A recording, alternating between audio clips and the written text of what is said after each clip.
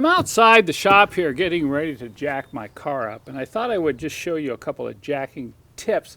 These are on most of the newer models after 1986 because they put this rubber pad down here right underneath the jacking point. Now sometimes this rubber pad is missing, and we'll show you how to deal with that a little bit later, but if the pad's there, you can go ahead and jack right on the center of that pad. I prefer to use a very high quality piece of 3/4 inch plywood, multiple plies in it. I'm going to set that directly underneath that rubber pad, and then I can just go ahead and jack the car right there. Now the trick on a lot of these cars is finding a place to put the jack stand, and we'll go over that in a later video, but for right now I just wanted to kind of show you how I can use a floor jack.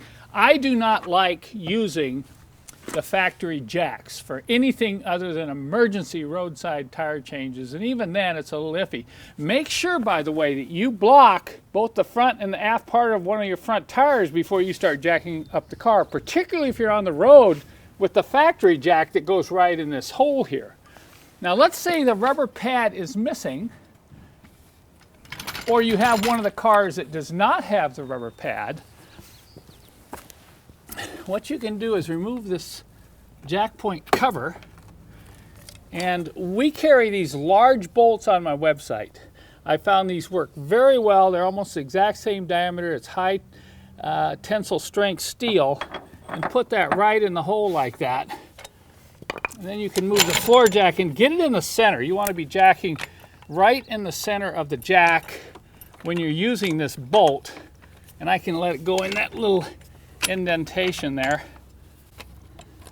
Okay, and then I can use the bolt in place of the factory jack. You see how much safer that is than jacking up with the factory jack. So I can jack this all the way up using that bolt to get that rear tire off.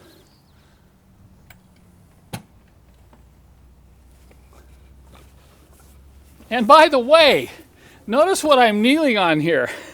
If you've ever been outside jacking up your car, oh, it hurts the knees, particularly on rough concrete like this. Just get a piece of this insulation foam you can get at any hardware store, and this makes great kneeling pads. I have a bucket right here where I carry all my tools for tire and wheel removal, and this resides right in this part of the bucket right there, along with my impact wrench. I also have the alignment pins for removing different types of wheels on Mercedes, but let me tell you, get an E-pad. This is one of the best you can get for the price.